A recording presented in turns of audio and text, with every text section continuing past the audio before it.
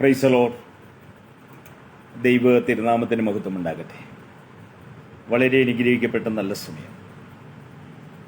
Rose family Facebook പേജിൽ യോഹന്നാൻ എഴുതിയ സുവിശേഷം എന്ന സബ്ജക്റ്റുമായിട്ട് വീണ്ടും നമുക്ക് ഈ ആഴ്ചയിൽ ചേർന്ന് വരുവാൻ സ്വർഗത്തിലെ ദൈവം ഒരുക്കിയ നല്ല മുഖാന്തരങ്ങളെ ഓർത്ത് ദൈവത്തിന് നന്ദി പറയുന്നു. നമ്മളിത് 17ാമത്തെ ക്ലാസ്സിലേക്കാണെന്ന് കടന്നു വന്നിരിക്കുന്നത്.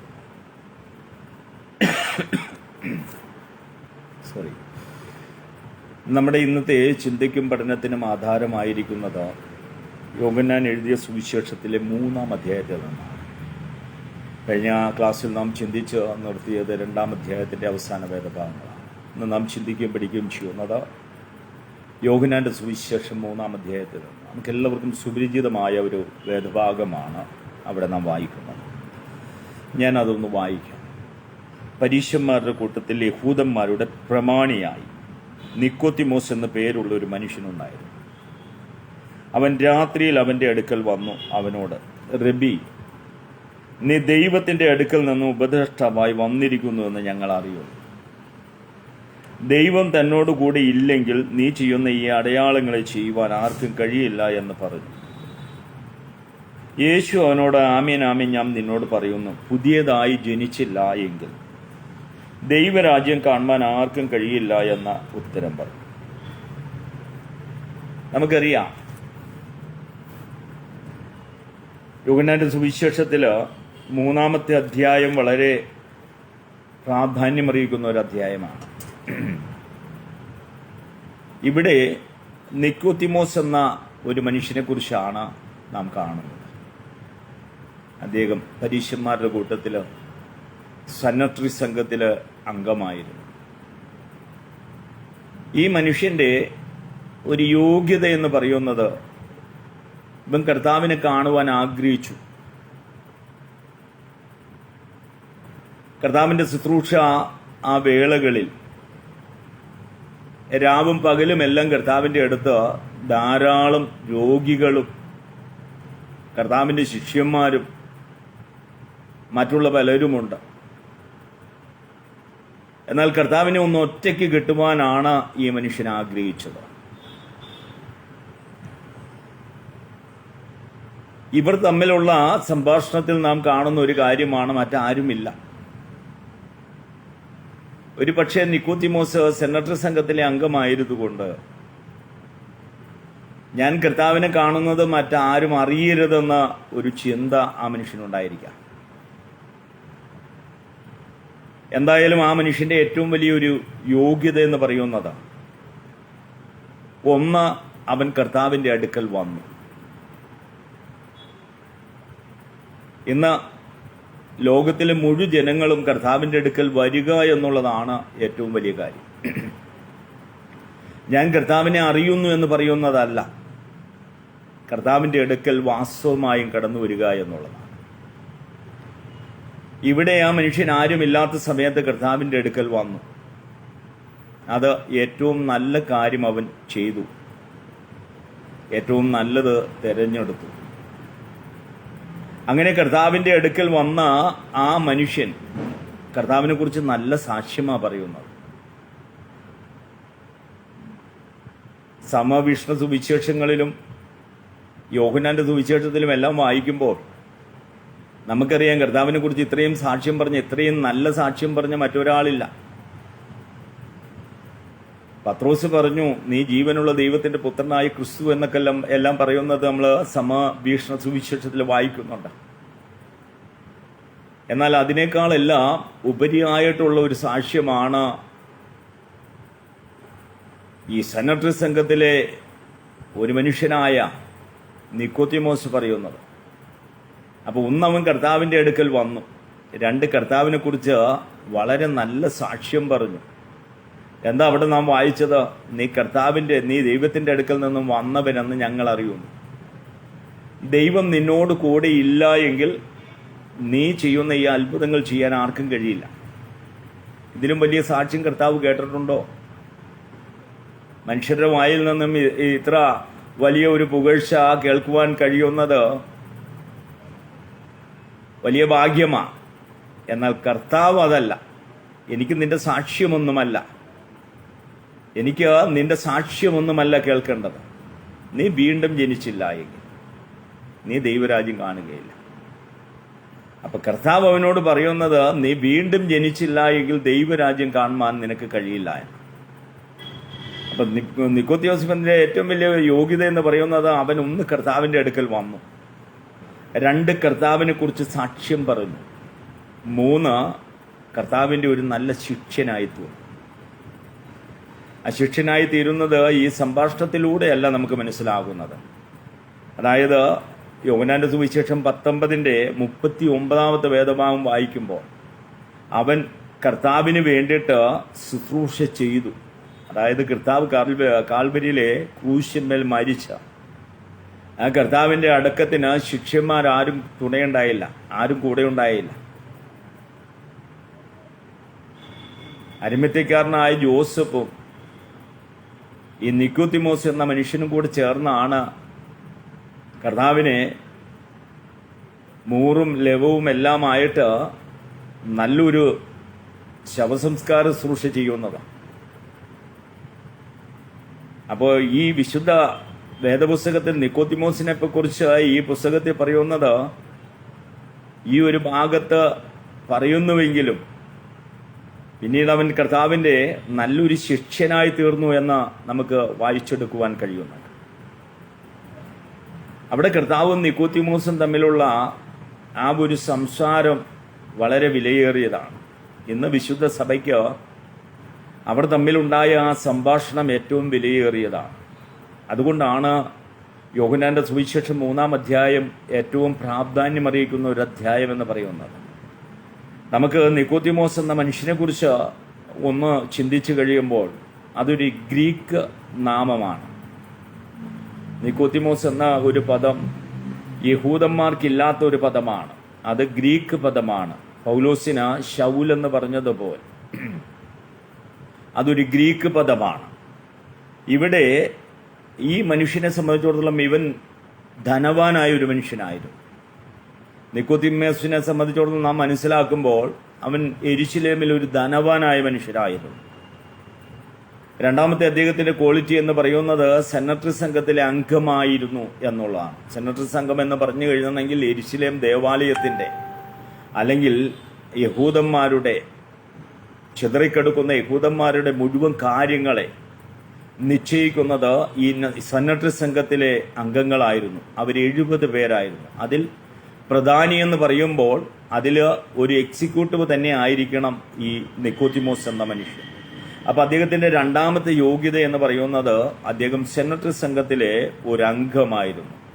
മൂന്നാമത് കർത്താവ് പ്രാർത്ഥനയ്ക്കായി തിരഞ്ഞെടുത്ത ഗത്സമന തോട്ടത്തിന്റെ ഉടമ ഈ നിക്കോദിമോസ് ആയിരുന്നു എന്ന ചരിത്രകാരന്മാർ അവകാശപ്പെടുന്നുണ്ട്. കർത്താവ് പ്രാർത്ഥനയ്ക്കായി തിരഞ്ഞെടുത്ത കർത്താവിന്റെ ആ അവസാന പ്രാർത്ഥനയ്ക്ക് ക്രൂശിമരണത്തിന് മുമ്പായിട്ട് കർത്താവ് പിടിക്കപ്പെടുന്നത് ഗത്സമന തോട്ടത്തിൽ നിന്നാണ്. ആ തോട്ടത്തിന്റെ ഉടമ ഈ നിക്കോദിമോസ് ആയിരുന്നു എന്ന് ചരിത്രകാരന്മാർ അവകാശപ്പെടുന്നുണ്ട്. അതുകൊണ്ട് തന്നെയാണ് കർത്താവ് ഈ തോട്ടത്തില് ഗത്സമന തോട്ടത്തിൽ പ്രാർത്ഥനയ്ക്ക് ഇരിക്കുമ്പോൾ ആയിരിക്കാം അതറിഞ്ഞ നിക്കോദിമോസ് കർത്താവിനെ രഹസ്യത്തിൽ ചെന്ന് കാണുന്നതെന്ന് നാം മനസ്സിലാക്കണം. മറ്റ് ശിഷ്യന്മാരാരുമില്ലാത്ത ഒരു സമയം നോക്കി കർത്താവിനെ കാണുവാൻ കടന്നു ചെന്നു എന്നത് ആ മനുഷ്യന്റെ വലിയൊരു ക്വാളിറ്റിയാണ്. മൂന്നാമത് അവൻ യേശുവിനെ ഒരു ഉപദേഷ്ടാവായി അംഗീകരിച്ചവനാണ്.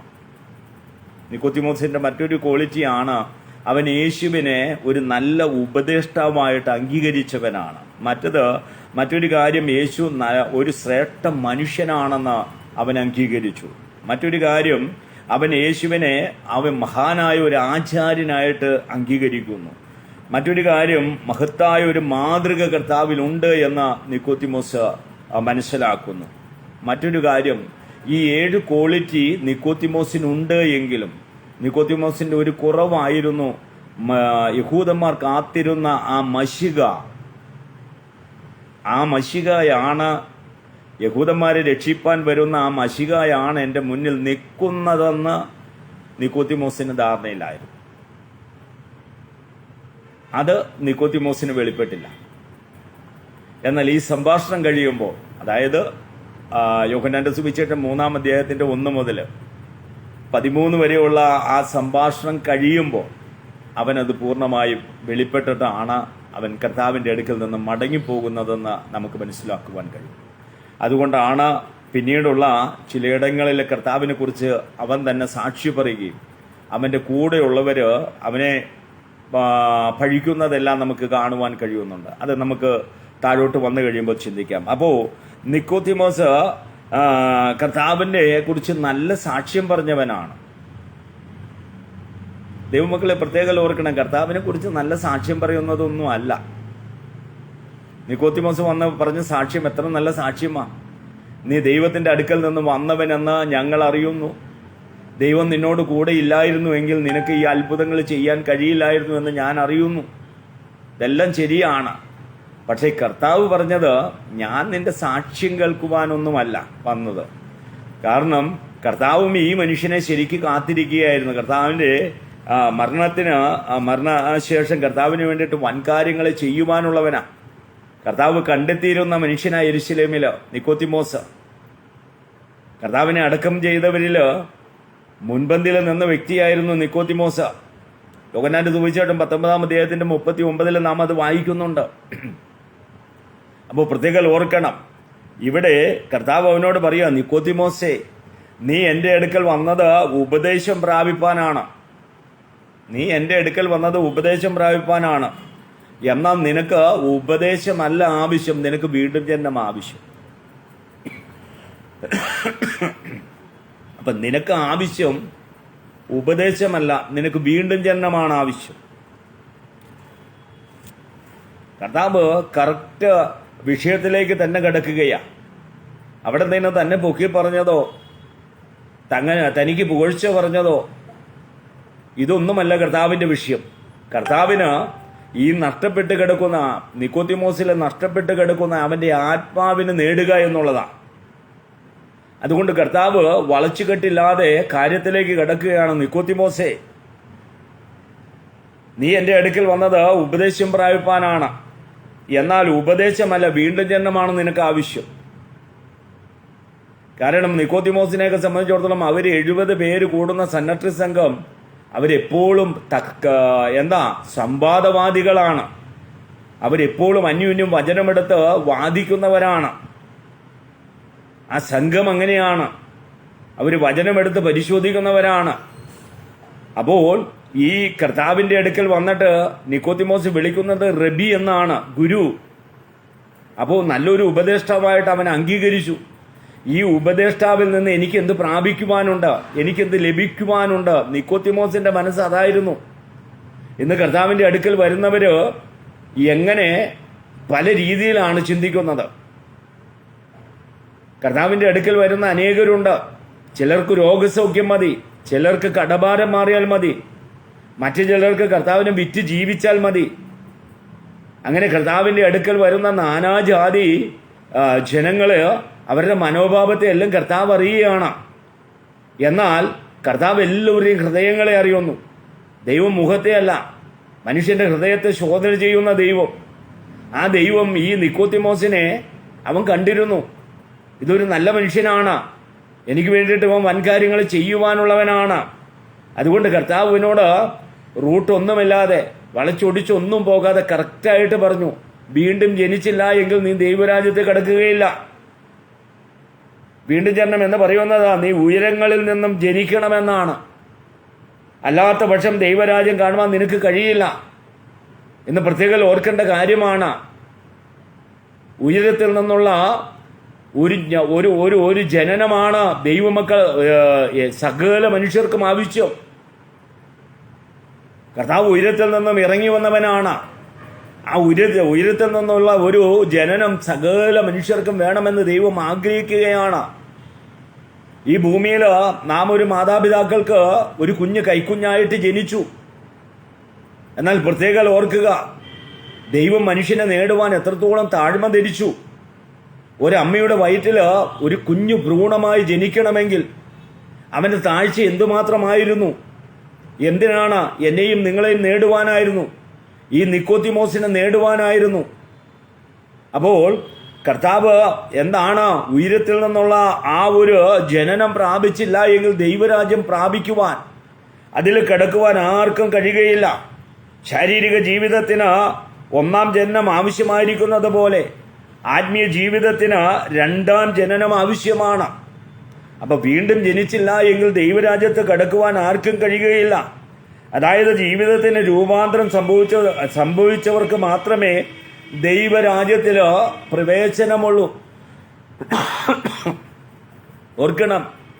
അതുകൊണ്ടാണ് ധന്യനായ പൗലോസ് കൊരിന്ത്യർക്ക് എഴുതുമ്പോൾ പറയുന്നത്, ഒരുവൻ ക്രിസ്തുവിലാവുമ്പോൾ അവൻ പുതിയ സൃഷ്ടിയായി തീരുകയാണ്. ഒരു വീണ്ടും ജനനത്തിന്റെ അനുഭവമില്ലാത്ത ഒരുവനെ ദൈവരാജ്യത്ത് എത്തിക്കുവാൻ ആർക്കും സാധ്യമല്ല. അപ്പൊ ജഡത്താൽ നമ്മൾ ജനിച്ചവരാണ്, ഈ ലോകപ്രകാരം നമ്മൾ ജനിച്ചവരാണ്.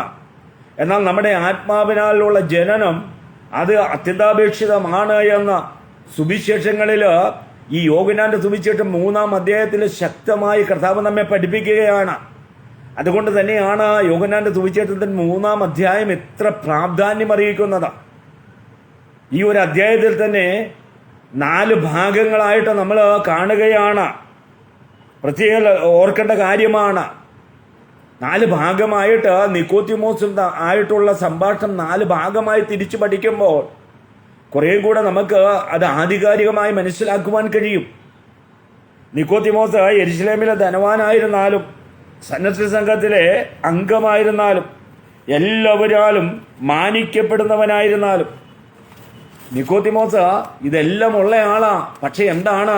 റോമൻ സാമ്രാജ്യത്തിന്റെ കീഴിൽ ജീവിക്കുക. അപ്പൊ സ്വാതന്ത്ര്യം എന്നത് അദ്ദേഹം അനുഭവിക്കുന്നില്ല. മഹിമകൾ പറയുവാൻ ഒത്തിരിയുണ്ട്, എന്നാൽ സ്വാതന്ത്ര്യം എന്നത് അദ്ദേഹത്തിന് ലഭിച്ചിട്ടില്ല. അപ്പൊ കർത്താവ് അതും കൂടെ മനസ്സിലാക്കിക്കൊണ്ടാണ് പഠിപ്പിക്കുന്നത്. എന്താണ്? നിനക്ക് വീണ്ടും ജനനം ആവശ്യമാണ്. ഈ കാണുന്ന ഭൂമിയിലെ വാസമല്ല, ഇതിന് ശേഷം ലഭിക്കാനുള്ള നിത്യവാസം, അതിന് വീണ്ടും ജനനം ആവശ്യമാണ്. അതുകൊണ്ട് നിക്കോദിമോസുമായിട്ടുള്ള സംഭാഷണത്തിൽ 4 കാര്യങ്ങൾ വ്യക്തമാക്കുകയാണ്. ഒന്ന്, വീണ്ടും ജനനം. 1 മുതൽ 9 വരെയുള്ള വേദഭാഗങ്ങൾ വീണ്ടും ജനനത്തെ കുറിച്ച് പറഞ്ഞിരിക്കുകയാണ്. 10 മുതൽ 13 വരെയുള്ള വേദഭാഗങ്ങൾ ദൈവിക വെളിപ്പാടിനെ കുറിച്ച് പറയുകയാണ്. 14 മുതൽ 18 വരെയും നിത്യജീവനെ കുറിച്ച് പറയുകയാണ്. 19 മുതൽ 21 വരെ നിത്യന്യായവിധിയെ കുറിച്ച് പറയുകയാണ്. അപ്പോൾ ഒരൊറ്റ അധ്യായത്തിലെ 4 കാര്യങ്ങളാണ് കർത്താവായ യേശുക്രിസ്തു വെളിപ്പെടുത്തിയിരിക്കുന്നത്. 1, വീണ്ടും ജനനം. 2, ദൈവിക വെളിപ്പാട്. 3, നിത്യജീവൻ. 4, നിത്യന്യായവിധി. വളരെ അനുഗ്രഹിക്കപ്പെട്ട ഒരു അധ്യായമാണ് 3-ാം അധ്യായം എന്ന് പറയുന്നത്. അതുകൊണ്ട് 70 പേരടങ്ങുന്ന സന്നദ്ധ സംഘത്തിലെ മതപരമായ കാര്യങ്ങളെല്ലാം അവർ ചർച്ച ചെയ്യുന്നവരാ. കാരണം അത്രമാത്രം ശ്രേഷ്ഠന്മാർ മാത്രമേ സന്നദ്ധ സംഘത്തിലെ അംഗമാകുകയുള്ളൂ.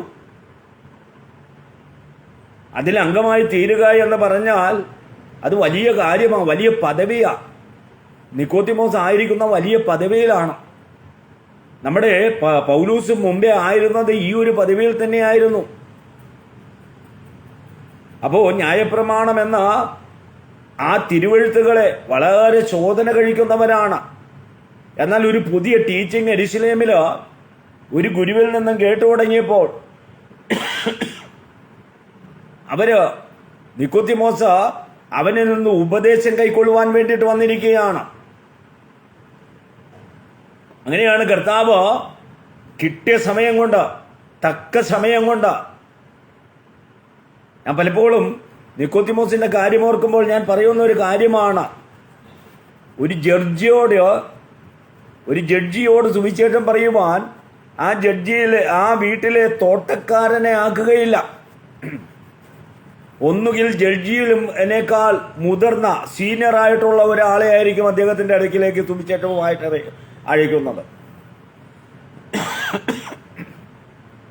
ഓർക്കണം. അപ്പോൾ പ്രത്യേകാൽ ഇവിടെ ഈ 70 സംഘങ്ങൾ അടങ്ങുന്ന സന്നദ്ധ സംഘത്തിൽ അവർ മതപരമായ അനേക കാര്യങ്ങൾ ചർച്ച ചെയ്യുന്നവരാണ്. എന്നാൽ കർത്താവായ യേശുക്രിസ്തുവിന്റെ ഈ ടീച്ചിങ്, ഒരു പുതിയ ഉപദേശം എവിടെയുള്ളത്? കർത്താവ് ഈ പറഞ്ഞ കാര്യങ്ങളൊന്നും അവരുടെ ന്യായപ്രമാണത്തിലില്ല. അവര് എല്ലാ ശബത്തിനും കൂടി വന്ന സിനഗോഗുകളിലിരുന്ന ഈ കാര്യങ്ങൾ തർക്കിക്കുകയും വാദിക്കുകയും എല്ലാം ചെയ്യുമ്പോൾ ഇവിടെ നടക്കുന്ന കാര്യമാണ് വീണ്ടും ജനനം. അവർ കേട്ടിട്ട് പോലുമില്ല. നിത്യജീവൻ, ഒരു യഹൂദനെ സംബന്ധിച്ചിടത്തോളം നിത്യജീവൻ അവന്റെ ആദ്യ കേൾവിയാണ്. ന്യായവിധി, ദൈവിക വെളിപ്പാട്, ഇതെല്ലാം പുതിയ നിയമത്തിൽ കേൾക്കുമ്പോൾ ഇത് എന്താ എന്ന്, ഇതിന്റെ സാരാംശം എന്താ എന്നറിയുവാൻ അവൻ വീണ്ടും വരികയാണ്. അപ്പോ കർത്താവ് അവനെ പഠിപ്പിക്കുന്നത് പാണ്ഡിത്യമല്ല ദൈവരാജ്യ പ്രവേശന വ്യവസ്ഥ എന്ന് പറയുന്നത്. വചനത്തിലെ പാണ്ഡിത്യമല്ല ദൈവരാജ്യ പ്രവേശന വ്യവസ്ഥ.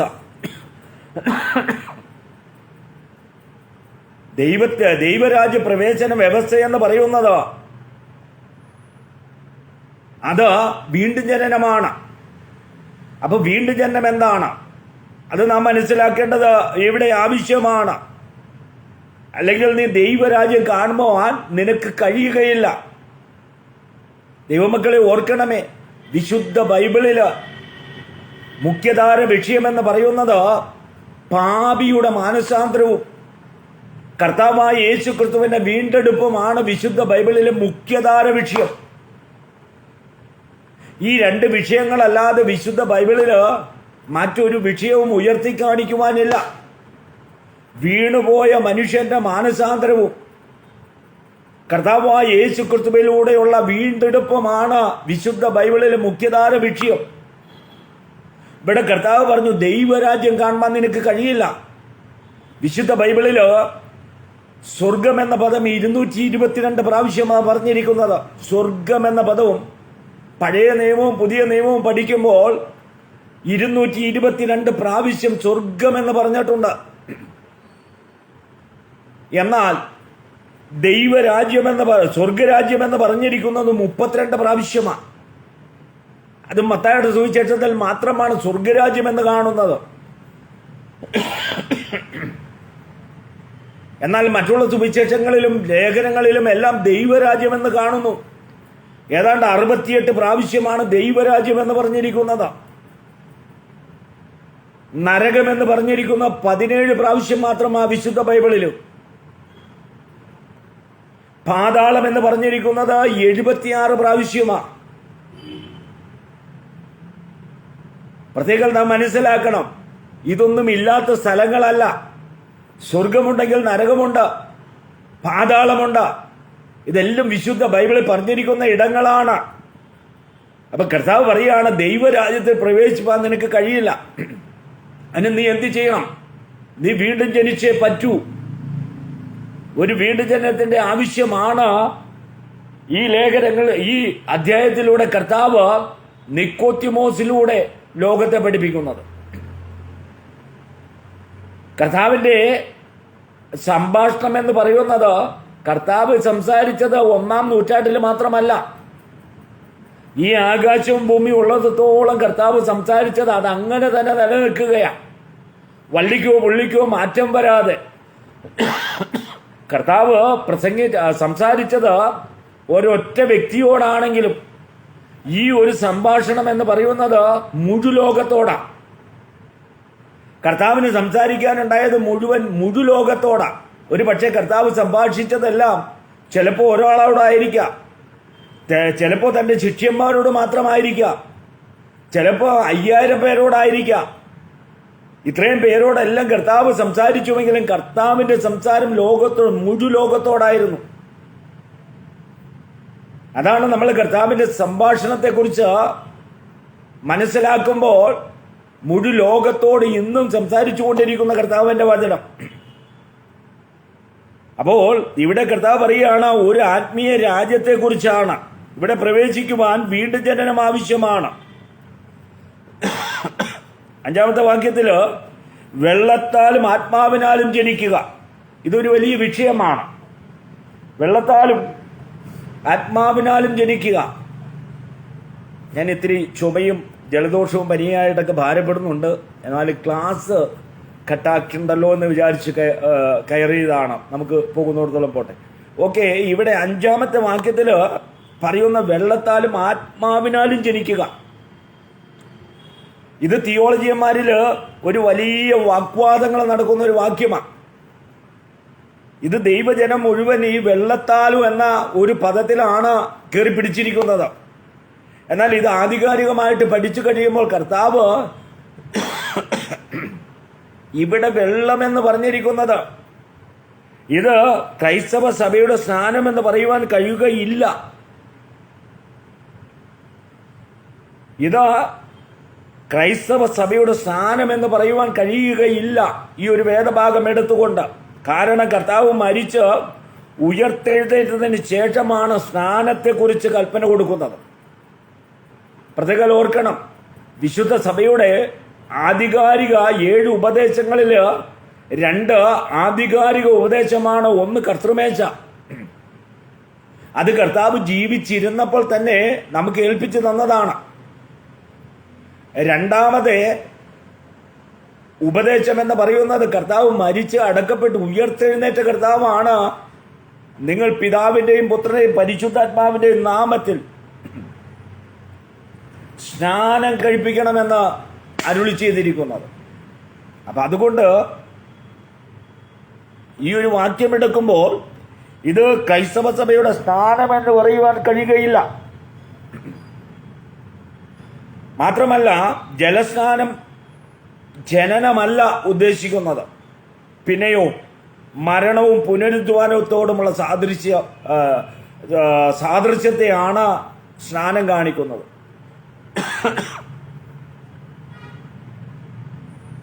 അതായത് പ്രത്യേകം ഓർക്കണം, ഈ സ്നാനം എന്നത് വീണ്ടും ജനനത്തെ അല്ല. സ്നാനം എന്നതിൻ്റെ റോമാലേഖനം 6-ാം അധ്യായവും ഗലാത്യലേഖനം 3-ാം അധ്യായവും പഠിക്കുമ്പോൾ അവിടെ നാം പ്രത്യേകം മനസ്സിലാക്കണം, സ്നാനം എന്നത് കർത്താവിൻ്റെ മരണ അടക്ക പുനരുദ്ധാനത്തോടാണ് നാം അവിടെ ഏകീഭവിക്കുന്നത്. എന്നാൽ വീണ്ടും ജനനം എന്ന് പറയുന്നത് അത് ആത്മാവിനാലുള്ള ജനനമാണ്. ഇവിടെ കർത്താവ് പഠിപ്പിച്ചതും ഇത് തന്നെയാണ് അവനെ. ആകയാൽ വീണ്ടും ജനിക്കണം എന്നുള്ളത് ആത്മാവിനാൽ നടക്കുന്ന ക്രിയയാണ്. വീണ്ടും ജനനം പ്രാപിക്കുക എന്നുള്ളത് ആത്മാവിനാൽ നടക്കുന്ന ക്രിയയാണ്. രക്ഷയുടെയും ആത്മസ്നാനത്തിന്റെയും വചനത്താലുള്ള ശുദ്ധീകരണത്തിന്റെയുമാണ് ഈ സ്നാനം എന്ന് പറയുന്നത്. അതുകൊണ്ട് എഫേസ്യ ലേഖനത്തിൽ പൗലോസ് അതിന്റെ 5:26 പറയുന്നത്, അവൻ അവളെ വചനമാകുന്ന എന്താണ് വെള്ളത്തിന്മേൽ സ്നാനം കഴിപ്പിക്കുന്നു. അവൻ അവളെ വചനമാകുന്ന സ്നാനത്തൊട്ടിയിൽ എന്താണ് സ്നാനം കഴിപ്പിക്കുകയാ. ഒരു നിമിഷം ഞാൻ അതൊന്നെടുത്ത് 26. യെസ്, അവൻ അവളെ വചനത്തോടു കൂടിയ ജലസ്നാനത്താൽ വെടിപ്പാക്കി വിശുദ്ധീകരിക്കേണ്ടതിന്. അപ്പൊ ഇവിടെ നിക്കോത്തിമോസിനോട് പറയുന്ന നീ എന്താണ് വെള്ളത്താലും ആത്മാവിനാലും, ഈ വെള്ളമെന്ന് കർത്താവ് ഉദ്ദേശിക്കുന്നത് വീണ്ടും ജനനമാണ്. അതുകൊണ്ട് തന്നെ പ്രത്യേകം ഓർക്കണം, കർത്താവ് തന്നെ യോഹന്നാന്റെ സുവിശേഷം 15:3 മറ്റൊരിടത്ത് പറഞ്ഞിരിക്കുന്ന വേദഭാഗം കൂടെ നാം വായിക്കുമ്പോഴാണ് നിക്കോത്തിമോസിനോട് വെള്ളത്താൽ ജനിക്കണം, വെള്ളത്താലും വീണ്ടും ജനിക്കണം എന്ന് പറയുന്നതിൻ്റെ ആ ഒരു സാരാംശം 15 യോഹന്നാന്റെ സുവിശേഷം 15:3 പറയുന്നു, ഞാൻ നിങ്ങളോട് സംസാരിച്ച വചനം നിമിത്തം നിങ്ങൾ ഇപ്പോൾ ശുദ്ധിയുള്ളവരാകുന്നു. അപ്പൊ കർത്താവിന്റെ വചനത്താലാണ് വീണ്ടും ജനനം നടക്കുന്നത്. അത് സ്നാനപ്പെട്ടുകൊണ്ടല്ല.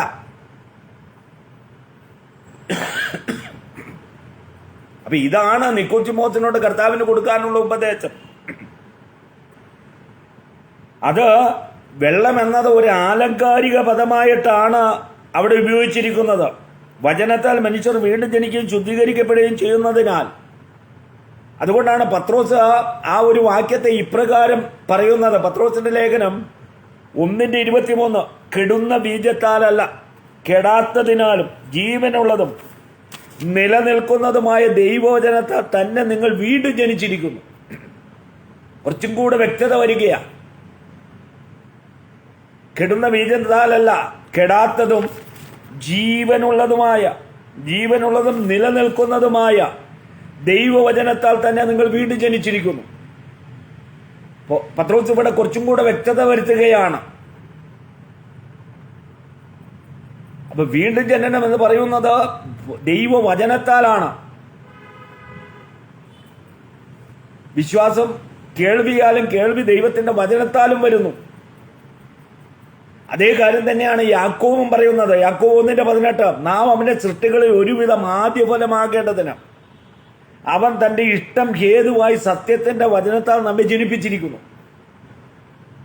അപ്പൊ ഒരു ദൈവ പൈതൽ ജനിക്കുന്നത് ദൈവത്തിന്റെ വചനത്താലാണ്. സ്നാനം എന്ന് പറയുന്നത് കർത്താവിന്റെ മരണ അടക്ക പുനരുദ്ധാനത്തോട് നമ്മൾ ഏകീഭവിക്കുകയാണ്. വീണ്ടും ജനനം എന്ന് പറയുന്നത് കർത്താവിന് ദൈവത്തിന്റെ വചനത്താൽ സംഭവിക്കുന്നതാണ്. അതുകൊണ്ട് ഈ വാക്യങ്ങൾ ചേർത്ത് പഠിക്കുമ്പോഴാണ് വെള്ളത്താലും ജനിക്കുക എന്നതിന്റെ അർത്ഥം ദൈവവചനത്താൽ വീണ്ടും ജനിക്കുക എന്നതാണ്. ഒരിക്കൽ ഒരു ഇടത്ത് പ്രസംഗിക്കുവാൻ ചെന്നു കഴിഞ്ഞപ്പോൾ അന്ന് എൻ്റെ സബ്ജക്റ്റ് ഇതല്ലായിരുന്നു. അതെല്ലാം കഴിഞ്ഞ ആ ദൈവദാസൻ എന്നെ മെട്രോ റെയിൽവേ സ്റ്റേഷനിൽ കൊണ്ടുവന്ന് ആക്കുവാൻ വേണ്ടിയിട്ട് വന്നപ്പോൾ അദ്ദേഹം ഈ ഒരു ഡൗട്ട് എന്നോട് ചോദിക്കുവാനിടയായി തീർന്നു.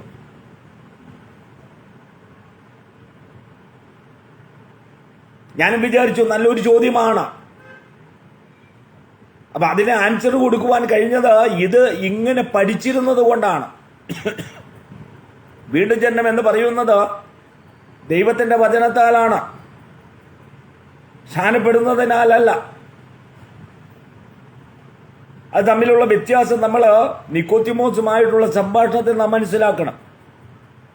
അതായത് ആത്മീയവും ഭൗതികവുമായ മണ്ഡലങ്ങളിൽ അടിസ്ഥാനപരമായ ഒരു നിയമമാണിത്. അതായത് നാം ഒന്നുകിൽ ജഡത്തെ അനുസരിച്ച് ജീവിക്കുക, അല്ലെങ്കിൽ ആത്മാവിനെ അനുസരിച്ച് ജീവിക്കുക. ഈ ഒരു പ്രമാണത്തിലായി ഇത് നിൽക്കുന്നത് റോമാലേഖനം 8-ാം അധ്യായത്തിന്റെ 1 മുതൽ 13 വരെയുള്ള വേദഭാഗങ്ങൾ. അപ്പൊ വെള്ളം ദൈവത്തിന്റെ പരിശുദ്ധാത്മാവിനെയും സൂചിപ്പിക്കുന്നുണ്ട്. വെള്ളം എന്നത് ദൈവത്തിന്റെ പരിശുദ്ധാത്മാവിനെയും സൂചിപ്പിക്കുന്നുണ്ട്. അതുകൊണ്ടാണ് കർത്താവ് ഉത്സവ ദിവസത്തിന്റെ ഒടുക്കത്തെ നാളിൽ അവൻ നിന്ന് വിളിച്ചു പറഞ്ഞു, ദാഹിക്കുന്നവൻ എല്ലാം എൻ്റെ അടുക്കൽ വരട്ടെ, ഞാൻ അവർക്ക് എന്താണ് ജീവന്റെ ജലം കൊടുക്കും. എന്നാൽ വിശ്വസിക്കുന്നവന്റെ ഉള്ളിൽ നിന്ന് തിരുവെഴുത്ത് പറയുന്നത് പോലെ ജീവജലത്തിന്റെ നദികൾ ഒഴുകുമെന്ന് വിളിച്ചു പറഞ്ഞു. അവൻ ഇത് തന്നിൽ വിശ്വസിക്കുന്നവർക്ക് ലഭിക്കാനുള്ള ആത്മാവിനെ കുറിച്ച് പറഞ്ഞതാകുന്നു. അപ്പൊ യോഹന്നാന്റെ സുവിശേഷത്തിൽ തന്നെ വെള്ളം എന്നത് ദൈവത്തിന്റെ പരിശുദ്ധാത്മാവാണെന്ന് നമുക്ക് 15-ാം അധ്യായത്തിലും 7-ാം അധ്യായത്തിലും ദൃഷ്ടാന്തമായിട്ട് നമുക്ക് കാണിച്ചു തരുന്നുണ്ട്. അപ്പൊ ഈ അധ്യായത്തിൽ വെള്ളം പരിശുദ്ധാത്മാവിനെയാണ് കാണിക്കുന്നതെങ്കിൽ എന്തുകൊണ്ട് നമുക്ക് 3-ാമത്തെ അധ്യായത്തിലെ വെള്ളം പരിശുദ്ധാത്മാവിന്റെ ചിത്രമായി കണ്ടുകൂടാ? അതാ ചോദ്യം. 7-ാമത്തെ അധ്യായത്തിൽ കർത്താവ് പറഞ്ഞ ആ വെള്ളം, ദാഹിക്കുന്നവനെല്ലാം എൻ്റെ അടുക്കൽ വരട്ടെ, ജീവജലത്തിന്റെ നദികൾ ഒഴുകും, എന്നിൽ വിശ്വസിക്കുന്നവന്റെ ഉള്ളിൽ നിന്നും തിരുവെഴുത്ത് പറയുന്നത് പോലെ ജീവജലത്തിന്റെ നദികൾ ഒഴുകുമെന്ന് പറഞ്ഞു. അപ്പോൾ ഇത് പരിശുദ്ധാത്മാവിനെയാണ് ഉദ്ദേശിച്ചതെങ്കിൽ 3-ാമത്തെ അധ്യായത്തിൽ നിക്കോദിമോസുമായിട്ടുള്ള സംഭാഷണത്തിൽ കർത്താവ് പറഞ്ഞ ആ വീണ്ടും ജനനം വെള്ളത്താലുള്ള വീണ്ടും ജനനമല്ല, വചനത്താലുള്ള വീണ്ടും ജനനമെന്ന് നാം മനസ്സിലാക്കും. അടുത്തത് വാക്യം 3:8. കാറ്റ് ഇഷ്ടമുള്ളിടത്തേക്ക് ഊതുന്നു. ആത്മാവിനാലുള്ള ജനനം എന്താണെന്ന് തെളിയിക്കുവാൻ കർത്താവ് പ്രകൃതിയിൽ നിന്നും ഒരു ഉദാഹരണം എടുക്കുകയാണ്. ഒരു മനുഷ്യൻ ജനിക്കുന്നത് എങ്ങനെയാണെന്ന് ആർക്കും പറയുവാൻ കഴിയില്ല. കാറ്റ് എവിടെ നിന്നും വരുന്നു, എങ്ങോട്ട് പോകുന്നു എന്ന് അറിയാത്തതുപോലെ ഒരു മനുഷ്യന്റെ വീണ്ടും ജനനം എങ്ങനെ സംഭവിക്കുന്നു എന്ന് ആ മനുഷ്യൻ പോലും അറിയുന്നില്ല.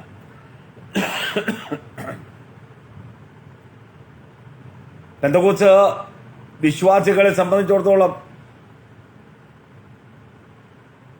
ഒരു 85% വിശ്വാസികളെയും എടുത്ത് പരിശോധിച്ച് കഴിഞ്ഞിട്ടുണ്ടെങ്കിൽ ഈ പെന്തക്കോസ്ത് വിശ്വാസത്തിൽ വരാൻ ഒട്ടും താല്പര്യമില്ലാത്തവരായിരുന്നു.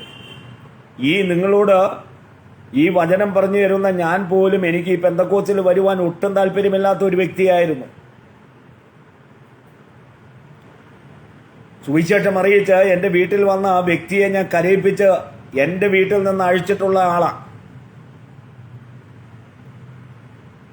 അപ്പോൾ ഒരു മനുഷ്യന്റെ വീണ്ടും ജനനം എന്ന് പറയുന്നത് കർത്താവ് ഈ പ്രകൃതിയിലെ കാറ്റിനോട് അതിന് ഉപമിച്ചിരിക്കുകയാണ്.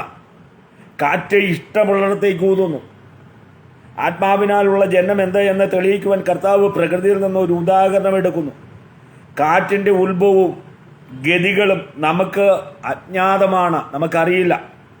കാറ്റ് നമ്മുടെ നിയന്ത്രണത്തിലുള്ളതുമല്ല. ആത്മാവിന്റെ പ്രവർത്തനവും അതുപോലെയാണ്. അതിന്റെ ഫലങ്ങൾ ദൃശ്യമാണെങ്കിലും ആ ക്രിയ അദൃശ്യമാണ്.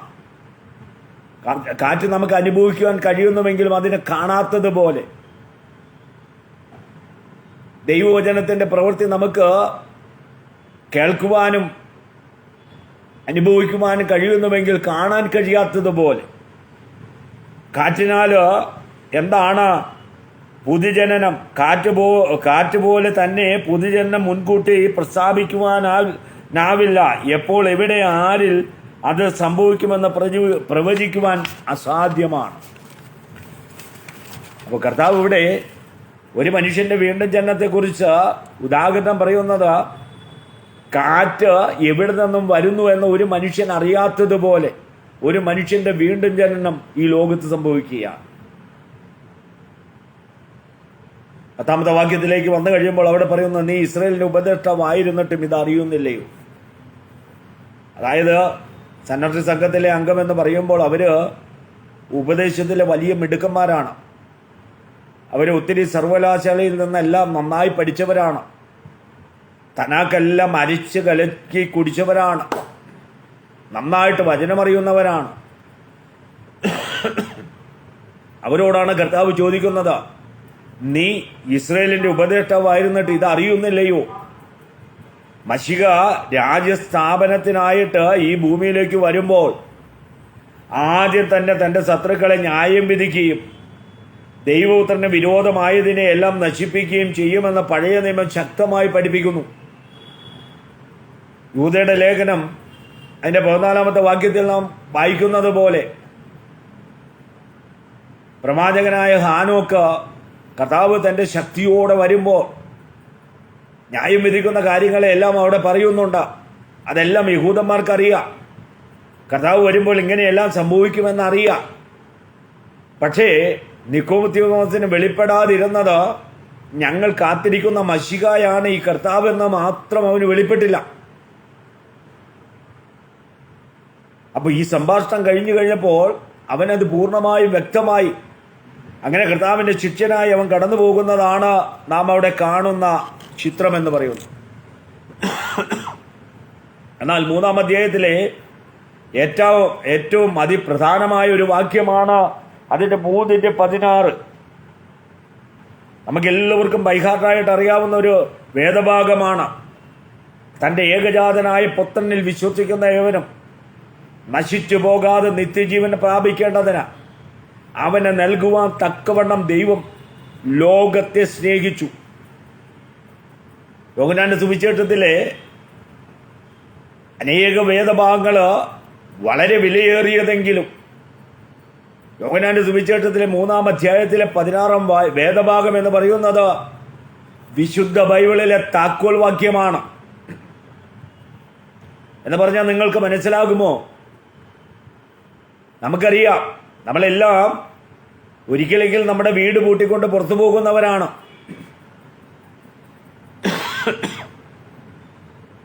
നമ്മൾ വീട് ഇത് പൂട്ടിക്കൊണ്ട് പുറത്തു പോകുമ്പോൾ ആ ചാവിയുടെ മുഴപ്പ് ഇരുമ്പ് ചാവിയാണ്. അതിന് എന്ത് വിലയുണ്ടെന്നും, അത് നമ്മുടെ വീട്ടിലെ അനേക ഉപകരണങ്ങളിൽ ഏറ്റവും ചെറുതാ, വിലയില്ലാത്തതാ. പക്ഷേ ഈ വീട് ഈ ചാവിയിട്ട് തുറന്നാൽ മാത്രമാണ്, അകത്ത് കയറുമ്പോൾ മാത്രമേ നമ്മുടെ മറ്റു ഉപകരണങ്ങളെല്ലാം വിലയുള്ളതായി തീരുന്നത്. എന്ന് പറഞ്ഞതുപോലെ വിശുദ്ധ ബൈബിളിലെ താക്കോൽ വാക്യമാണ് 3-ാം അധ്യായത്തിലെ 16-ാം വേദഭാഗം എന്ന് പറയുന്നത്. കാരണം ദൈവം ലോകത്തിന് വേണ്ടി ചെയ്തതെല്ലാം ആ ഒരൊറ്റ വാക്യത്തിൽ പറഞ്ഞിരിക്കുക. അതുകൊണ്ട് മാർട്ടിൻ ലൂതർ പറഞ്ഞത് ഇത് വിശുദ്ധ ബൈബിളിലെ മറ്റൊരു ബൈബിളെന്നാണ് ഈ ഒരു വാക്യത്തെ പറഞ്ഞിരിക്കുന്നത്. എന്താണ് ആ കാര്യങ്ങളെന്ന് നമുക്ക് വേഗത്തിലൊന്ന് ചിന്തിക്കാം. ഇവിടെ പറയുന്നത്, ഒന്നാമത്തെ കാര്യം, തൻ്റെ ഏകജാതനായ പുത്രൻ, ദൈവത്തിൻ്റെ ഏറ്റവും വലിയ ദാനമാണ് തൻ്റെ ഏകജാതനായ പുത്രനെ ഈ ലോകത്തിന് നൽകിയത്. ദൈവത്തിൻ്റെ ഏറ്റവും വലിയ ദാനമാണ് തൻ്റെ പുത്രനെ ഈ ലോകത്തിൽ നൽകിയത്. അതുകൊണ്ട് ഈ വേദഭാഗം ഇത്രമാത്രം പ്രാധാന്യമുള്ള വേദഭാഗമാകുന്നത്. അപ്പോൾ ഏറ്റവും വലിയ ദാനമാണ് ദൈവത്തിൻ്റെ തൻ്റെ ഏകജാതനായ പുത്രനെ ഈ ലോകത്തിന് നൽകിയത്. രണ്ടാമത്തെ ഏറ്റവും വലിയ പ്രതികരണമാണ് വിശ്വസിക്കുക എന്നുള്ളത്. അതായത് പുതിയ നിയമം നിലനിൽക്കുന്ന വിശ്വാസത്താലാണ്. അതുകൊണ്ട് കർത്താവ് ചോദിച്ചത്, ഞാൻ വരുമ്പോൾ വിശ്വാസം കണ്ടെത്തുമോ? പൗലോസ് പറഞ്ഞതുപോലെ നിങ്ങൾ വിശ്വാസത്തിൽ ഇരിക്കുന്നോ എന്ന് നിങ്ങളെ തന്നെ ശോധന ചെയ്യുവിൻ. അപ്പൊ പുതിയ നിയമം അടിസ്ഥാനപ്പെട്ടിരിക്കുന്ന വിശ്വാസത്തിലാണ്. വിശ്വസിക്കുക എന്നുള്ളതാണ്. ദൈവം തരുവാനുള്ള വലിയ ദാനത്തെ ഈ ലോകത്തിലേക്ക് അഴിച്ചു തന്നു. ഇനി നമ്മൾ ചെയ്യേണ്ട ഒന്ന് മാത്രമാണ്, അവനിൽ വിശ്വസിക്കുക. അപ്പോൾ ഏറ്റവും വലിയ പ്രതികരണം എന്ന് പറയുന്നത്, ഈ ലോകത്തിലെ ഏറ്റവും വലിയ പ്രതികരണം എന്ന് പറയുന്നത് പുത്രനിൽ വിശ്വസിക്കുക എന്നുള്ളതാണ്. ലോക ജനം ചെയ്യേണ്ടത് പുത്രനിൽ വിശ്വസിക്കുക എന്നുള്ളതാണ്. ഈ ലോകത്തിലെ അനേക കാര്യങ്ങളിൽ നമ്മൾ പ്രതികരിക്കുന്നവരാ. പല കാര്യങ്ങളും കണ്ടു കഴിയുമ്പോൾ നമുക്ക് മിണ്ടാതിരിക്കാൻ കഴിയുന്നില്ല. പ്രതികരണ മനോഭാവമുള്ളവരാണ്. എന്നാൽ യഥാർത്ഥ പ്രതികരണം നിന്നിലുണ്ടോ? നീ പുത്രനായ ക്രിസ്തുയേശുവിൽ വിശ്വസിച്ചിട്ടുണ്ടോ? ദൈവം ഈ ലോകത്തിന് തന്നെ ഏറ്റവും വലിയ ദാനമായ പുത്രനിൽ നീ വിശ്വസിച്ചിട്ടുണ്ടോ? നിന്റെ ഏറ്റവും നല്ല പ്രതികരണം നിന്റെ ജീവിതത്തിൽ, നീ ഒരു അമ്മയുടെ വയറ്റിൽ പിറന്ന് ഇത്രയും നാളും നീ ജീവിച്ചിട്ട് നീ ലോകത്തിൽ അനേക പ്രതികരണങ്ങൾ നടത്തിയിട്ടുണ്ടെങ്കിൽ പുത്രനിൽ വിശ്വസിക്കുന്ന പ്രതികരണം നിന്നിൽ ഉണ്ടായിട്ടുണ്ടോ? എന്നാൽ അതാണ് ഏറ്റവും വിലയേറിയതും മൂല്യമുള്ളതുമായ പ്രതികരണം. അപ്പൊ രണ്ടാമത് ഈ വാക്യത്തിൽ നിന്ന് നാം മനസ്സിലാക്കുന്നത് ഏറ്റവും വലിയ പ്രതികരണം. മൂന്നാമത്തെ കാര്യം, ഏറ്റവും വലിയ വാഗ്ദത്തമാ ദൈവം നമുക്ക് തന്നിരിക്കുന്നത്. ഈ ലോകത്ത് ദൈവത്തിന് തരുവാൻ കഴിയുന്ന ഏറ്റവും വലിയ വാഗ്ദത്തമാണ് നശിച്ചു പോകാതെ. അത് ദൈവത്തിന്റെ വാഗ്ദത്തമാണെന്നേ. പുത്രനിൽ വിശ്വസിക്കുന്നവർ നശിച്ചു പോകുകയില്ല എന്നത് ദൈവത്തിന്റെ വാഗ്ദത്തമാണ്. വെറുതെയല്ല യോഹന്നാന്റെ സുവിശേഷം 3:16 ഇത്ര ശ്രേഷ്ഠകരമായ വാക്യമായിട്ട് ഈ ലോകം മുഴുവൻ ഉയർത്തി കാണിക്കുന്നത്. കാരണം നീ നശിച്ചു പോകുകയില്ല എന്ന് ദൈവത്തിന്റെ വാഗ്ദത്തമാണ്. നിന്നെ നശിപ്പിക്കുവാൻ ആർക്കും കഴിയില്ല എന്നത് ദൈവത്തിന്റെ വാഗ്ദത്തമാണ്. അപ്പൊ മൂന്നാമത്തെ കാര്യം, ദൈവത്തിന്റെ ഏറ്റവും വലിയ വാഗ്ദത്തമാണ് നമ്മൾ നശിച്ചു പോകില്ല എന്നത്. നാലാമത്തെ ഏറ്റവും വലിയ സമ്പത്താണ് നമ്മുടെ നിത്യജീവൻ. ഈ ലോകത്തിലെ ഏറ്റവും വലിയ സമ്പത്ത് നമ്മുടെ നിത്യജീവനാണ്. ഒരു മനുഷ്യൻ സർവ്വലോകവും നേടിയിട്ട് അവന്റെ ആത്മാവിനെ നഷ്ടമാക്കിയാൽ അവന് എന്തു പ്രയോജനമെന്ന് കർത്താവ് ചോദിച്ചതുപോലെ, ഈ ലോകത്തിലെ ഏറ്റവും സ്ഥലവില കൂടിയ സിറ്റി എന്ന് പറയുന്നത് ഹോങ്കോങ് സിറ്റിയാണ്. ഹോങ്കോങ് സിറ്റിയിലെ 1 സെന്റ് സ്ഥലത്തിന്റെ വില 29,24,00,000 രൂപയാണ്. 1 സെന്റ് സ്ഥലത്തിന്റെ വിലയാണ്. മലയാള മനോരമ പത്രം പുറത്തുവിട്ട വാർത്തയായത്. രണ്ടാമത്തെ വില കൂടിയ സിറ്റി എന്ന് പറയുന്ന ലണ്ടൻ സിറ്റിയാണ്. 1 സെന്റ് സ്ഥലത്തിന് 29,03,00,000 രൂപയാണ് അവിടെ 1 സെന്റ് സ്ഥലത്തിന്റെ വില. അപ്പൊ ഈ മുഴു ലോകത്തിന്റെ വില ഞാനും നിങ്ങളും ഒന്ന് കണക്കാക്കിക്കേ. കോടാനുകോടി വില മതിക്കുന്ന ഈ ഭൂമിയിലെ ഇത്രയും വിലയേറിയ സ്ഥലത്തിന്റെ ആ മൂല്യത്തെക്കാൾ ഈ ആകാശത്തെയും ഭൂമിയെയും എന്നെയും നിങ്ങളെയും സൃഷ്ടിച്ച ദൈവം എന്നിലും നിങ്ങളിലുമുള്ള ആ ആത്മാവിന്റെ വിലയെക്കുറിച്ച് വിലയിരുത്തിയിട്ട് പറയുകയാണ് സർവ്വലോകത്തെക്കാളും വിലയേറിയത്. അതുകൊണ്ട് ഈ വാക്യത്തില് ഏറ്റവും വലിയ സമ്പത്ത് നമുക്ക് വെളിപ്പെടുത്തുകയാണ് നിത്യജീവൻ. ഈ ലോകത്തിലെ ഏതൊരു മനുഷ്യനും പ്രാപിക്കേണ്ട ആ വലിയ സമ്പത്ത് എന്ന് പറയുന്നത് അവന്റെ നിത്യജീവനാണ്.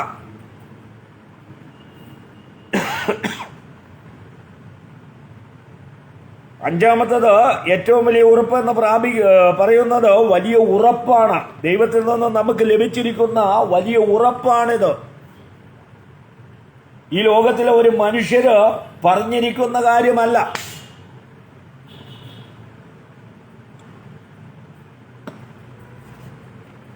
രാഷ്ട്രീയ ഇലക്ഷനൊക്കെ വന്നു കഴിയുമ്പോൾ രാഷ്ട്രീയക്കാർ നമുക്ക് പ്രകടന പത്രിക കൊണ്ടുവന്ന് തരാറുണ്ട്. ഞങ്ങൾ അധികാരത്തിൽ കയറ്റിയാൽ ഞങ്ങൾ ഇന്ന ഇന്ന കാര്യങ്ങളെല്ലാം ചെയ്യുമെന്ന്.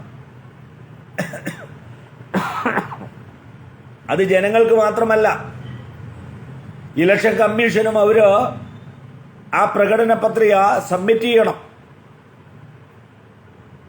ഇത് വിശുദ്ധ ബൈബിളിലെ പ്രകടന പത്രികയാണ്. യോഹന്നാന്റെ സുവിശേഷം 3:16 നൽകിയിരിക്കുന്ന നമ്മുടെ ദൈവമാണ്. മാറ്റം വരുമോ? ഒരിക്കലുമില്ല. ദൈവത്തിന്റെ ഉറപ്പാണ്. അപ്പൊ ഈ ഒരു വാക്യം എന്ന് പറയുന്നത് എത്ര പ്രാധാന്യമുള്ള വാക്യമാണ്. ആറാമത്തെ കാര്യം എന്ന് പറയുന്നത് ദൈവത്തിന്റെ ഏറ്റവും വലിയ പ്രവൃത്തിയാണ് പുത്രനെ നൽകിയത്. സ്വപുത്രനെ ആദരിക്കാതെ നമുക്ക് വേണ്ടി ഏൽപ്പിച്ചു വന്നു. യെശയ്യാപ്രവാചകന്റെ പുസ്തകം 53:10 പറഞ്ഞതുപോലെ സ്വപുത്രനെ തകർത്ത് കളയുവാൻ പിതാവിന് ഇഷ്ടം തോന്നി, നമുക്ക് ഏൽപ്പിച്ചു തന്നു. കർത്താവ് ദൈവത്തിന്റെ ഏറ്റവും വലിയ പ്രവൃത്തി പുത്രനെ നമുക്ക് ഏൽപ്പിച്ചു തന്നു. ഏഴാമത്തെ ഏറ്റവും വലിയ കാര്യം എന്ന് പറയുന്നത് അവൻ ലോകത്തെ ഈ പാപികളായ മനുഷ്യനെ സ്നേഹിച്ചു എന്നതാണ്. ദൈവമക്കളെ ഓർക്കണം. യോഹന്നാന്റെ സുവിശേഷം 3:16 എന്ന് പറയുന്നത് ഒന്ന് ദൈവത്തിന്റെ ഏറ്റവും വലിയ വാഗ്ദത്തമാണ് തന്റെ ഏകജാതനായ പുത്രനെ നമുക്ക് നൽകിയത്. ഏറ്റവും വലിയ പ്രതികരണമാണ് അവനിൽ വിശ്വസിക്കുക എന്നുള്ളത്. ഏറ്റവും വലിയ വാഗ്ദത്തമാണ് ആരും വിശ്വസിക്കുന്ന ആരും നശിച്ചു പോകില്ല എന്നത്. ഏറ്റവും വലിയ സമ്പത്താണ് നിത്യജീവൻ. അവനിൽ വിശ്വസിക്കുന്നവന് നിത്യജീവനുണ്ട്. ഏറ്റവും വലിയ ഉറപ്പാണ് അവനെ പ്രാപിക്കേണ്ടത്. ഏറ്റവും വലിയ പ്രവൃത്തിയാണ് അവന് നൽകിയത്. ഏറ്റവും വലിയ ദൈവത്തിന്റെ ക്രിയയാണ് ലോകത്തെ സ്നേഹിച്ചത്. പ്രത്യേകം ഓർക്കണം, ദൈവം തന്റെ പുത്രനെ ഈ ലോകത്തിന് വായ്പയായിട്ട് തന്നതല്ല. വായ്പയായിട്ട് തന്നതല്ല, പൂർണ്ണമായും വിട്ടുതരികയായിരുന്നു. അതിൻ്റെ ആകെ തുകയാ. കർത്താവായ യേശു ക്രിസ്തുവിനെ വായ്പയായിട്ട് ഇങ്ങോട്ട് തന്നതല്ല. ഇത് പണയത്തിന് ഇരിക്കട്ടെ എന്ന് പറഞ്ഞ് വായ്പയായിട്ട് തന്നതല്ല, പൂർണ്ണമായിട്ട് ഏൽപ്പിച്ചു തരികയാണ്. അതാ പിതാവിൻ്റെ സ്നേഹം. അങ്ങനെയാണ് ലോകത്തെ സ്നേഹിച്ചത്. ഓക്കെ, അപ്പോൾ നമ്മൾ ഈ അധ്യായത്തിൽ വീണ്ടും ജനനം കണ്ടു. നിക്കോദിമോസുമായിട്ടുള്ള സംഭാഷണത്തിൽ 3:16 നിത്യജീവന്റെ പ്രാധാന്യതയെക്കുറിച്ച് കണ്ടു. ഇനി എന്താണ്? ന്യായവിധിയെക്കുറിച്ചാണ്. ദൈവം തന്റെ പുത്രൻ ലോകത്തിൽ അഴിച്ചത് ലോകത്തെ വിധിപ്പാനല്ല, ലോകം അവനാൽ രക്ഷിക്കപ്പെടുവാനത്രേ. അപ്പം ദൈവം പുത്രനെ ഒന്നാമത്തെ ഈ ലോകത്തിലേക്ക് അഴിച്ചത് ഈ ലോകത്തെ ന്യായം വിധിക്കാനല്ല. യഹൂദന്മാരെല്ലാം വിചാരിച്ചിരിക്കുന്നത് പോലെ മശിഹ വന്ന് റോമക്കാരിൽ നിന്ന് ഞങ്ങൾക്ക് രാജ്യം പിടിച്ചെടുത്ത് യഥാസ്ഥാനപ്പെടുത്തും, അവരെ ന്യായം വിധിക്കും. ഇതിനൊന്നും അല്ല. യഹൂദൻ മനസ്സിലാക്കിയ രക്ഷയല്ല പുതിയ നിയമത്തിലെ വിശ്വാസിക്ക് കിട്ടിയിരിക്കുന്ന രക്ഷ. ആനയും ആടും പോലെയുള്ള വ്യത്യാസമുണ്ട്. അതുകൊണ്ടാണ് പൗലോസ് പറഞ്ഞ ന്യായപ്രമാണത്തിൽ ആരും രക്ഷ പ്രാപിക്കുന്നില്ല. അപ്പോൾ പ്രത്യേകം ഓർക്കുക, ദൈവം തൻ്റെ പുത്രനെ ലോകത്തിൽ അഴിച്ചത് ലോകത്തെ വിധിപ്പാനല്ല, ലോകം അവനാൽ രക്ഷിക്കപ്പെടുവാനത്രേ. 17-ാം വാക്യം. അവനിൽ വിശ്വസിക്കുന്നവന് ന്യായവിധിയില്ല. അപ്പം നിത്യജീവൻ കഴിഞ്ഞതിന് ശേഷം പിന്നീട് റൂട്ട് കണ്ടില്ലേ? ഒരു ചരടിൽ കോർത്ത മുത്തുമണി പോലെ അടുത്ത റൂട്ടിലേക്ക് വരിക. ആദ്യം വീണ്ടും ജന്മം, പിന്നെ നിത്യജീവൻ, പിന്നെ വരികയാണ് ന്യായവിധി. അവനിൽ വിശ്വസിക്കുന്നവന് ന്യായവിധിയില്ല. വിശ്വസിക്കാത്തവൻ ദൈവത്തിൻ്റെ ഏകജാതനായ പുത്രനിൽ നാമത്തിൽ വിശ്വസിക്കായികൾ ന്യായവിധി വന്നു കഴിഞ്ഞു. അതുകൊണ്ട് കർത്താവ് പറഞ്ഞത്, സുവിശേഷത്തിൽ വിശ്വസിക്കുന്നവൻ രക്ഷിക്കപ്പെടും, വിശ്വസിക്കാത്തവൻ ശിക്ഷാവിധിയിൽ അകപ്പെടും. ദൈവം എന്തിനാ ന്യായം വിധിക്കുന്നത്? ന്യായവിധി എന്നതോ വെളിച്ചം ലോകത്തിൽ വന്നിട്ട് മനുഷ്യരുടെ പ്രവൃത്തി ദോഷമുള്ളതാകയാൽ അവർ വെളിച്ചത്തെക്കാൾ ഇരുളിനെ സ്നേഹിച്ചതു തന്നെ. ഞാൻ ലോകത്തിന്റെ വെളിച്ചം ആകുന്നു എന്ന് അരുളി ചെയ്തവനായ കർത്താവ്, ആ വെളിച്ചം ഈ ലോകത്തിലേക്ക് വന്നിട്ടും മനുഷ്യരുടെ പ്രവൃത്തികൾ ദോഷമുള്ളതാകയാൽ അവർ വെളിച്ചത്തെ പകച്ചു, കർത്താവിനെ പൂർണ്ണമായി പകച്ചു. ഇതൊക്കെ വചനത്തിൽ വരുവാനുള്ളതാ. വചനത്തെ പറഞ്ഞിരിക്കുന്നതെല്ലാം സംഭവിച്ചേ പറ്റൂ. ഈ ലോകം കർത്താവിനെ പകയ്ക്കുകയാണ്, വെളിച്ചത്തെ തള്ളിക്കളയുകയാണ്, ഇരുളിനെ സ്നേഹിക്കുകയാണ്. ജീവന്റെ നായകനായ ക്രിസ്തുവിനെ അവർ തള്ളിപ്പറഞ്ഞു. എന്നിട്ടോ അതുകൊണ്ടാണ് ഇരിമ്യാവ് പറയുന്നത്, ഈ ജനം 2 ദോഷം ചെയ്തിരിക്കുന്നു. ജീവജലത്തിന്റെ ഉറവയായ എന്നെ ഉപേക്ഷിച്ചു, പൊട്ടക്കിണറുകളെ തന്നെ കുത്തിയിരിക്കുന്നു. ഇവിടെ പ്രവാചകൻ വിളിച്ചു പറഞ്ഞ കാര്യം ഇതാണ്. ഈ ജനം 2 ദോഷം ചെയ്തിരിക്കുന്നു ദൈവത്തോട്. ഒന്ന്, ജീവജലത്തിന്റെ ഉറവയായ ആ ക്രിസ്തുവിലേക്ക് വരാതെ അവർ പൊട്ടക്കിണറുകളെ തന്നെ കുഴിച്ചിരിക്കുകയാണ്. അപ്പൊ ഇവിടെയും ന്യായവിധി നടക്കുന്നതിന് ഒരിക്കലും ദൈവത്തെ കുറ്റം പറയുവാൻ ആർക്കും കഴിയില്ല. കാരണം ദൈവം ചെയ്തു തരുവാനുള്ളത് മുഴുവൻ ചെയ്തു തന്നിരിക്കുന്നു എന്ന് 3-ാമത്തെ അധ്യായത്തിലൂടെ നമ്മെ പഠിപ്പിക്കുകയാണ്. എന്നിട്ടും ഈ വെളിച്ചത്തെ പകച്ചുകൊണ്ട് ഇരുളിനെ പ്രണയിച്ച് നിത്യമായ പാതാളത്തിലേക്കും ആ നരകത്തിലേക്കുമുള്ള യാത്ര മനുഷ്യർ സ്വയം തെരഞ്ഞെടുക്കുകയാണ്. അതിന് ദൈവത്തെ പഴിച്ചിട്ട് ഒരു കാര്യവുമില്ല. അതുകൊണ്ടാണ് ഇവിടെ പറയുന്നത്, ന്യായവിധി എന്നതോ വെളിച്ചം ലോകത്തിൽ വന്നിട്ടും മനുഷ്യരുടെ പ്രവൃത്തി ദോഷമുള്ളതാകയാൽ അവർ വെളിച്ചത്തെക്കാൾ ഇരുളിനെ സ്നേഹിച്ചത് തന്നെ. തിന്മ പ്രവർത്തിക്കുന്നവരെല്ലാം വെളിച്ചത്തെ പകയ്ക്കുന്നു, തൻ്റെ പ്രവൃത്തിക്ക് ആക്ഷേപം വരാതിരിപ്പാൻ വെളിച്ചത്തിലേക്ക് വരുന്നതുമില്ല. അപ്പോൾ വെളിച്ചത്തിലേക്ക് വരാത്തിടത്തോളം കാലം അവരുടെ പ്രവൃത്തികൾക്കുള്ള ശിക്ഷ അവർക്കുണ്ട്. അതാ ന്യായവിധി എന്ന് പറയുന്നത്. അപ്പോൾ ഇത്രയും പറഞ്ഞുകൊണ്ട് 3-ാമത്തെ അധ്യായം ഇവിടെ ക്ലോസ് ചെയ്യുക. Praise the Lord. നിക്കോദിമോസ് എന്ന മനുഷ്യൻ കർത്താവിൻ്റെ അടുക്കൽ വന്നത് മൂലം നമുക്ക് വെളിപ്പെട്ട് കിട്ടിയ ആത്മീയ മർമ്മങ്ങളാണ്: 1, വീണ്ടും ജനനം; 2, നിത്യജീവൻ; 3, ന്യായവിധി. 4-ാമത്തെ കാര്യം എന്ന് പറയുന്നത് ന്യായവിധി; 5,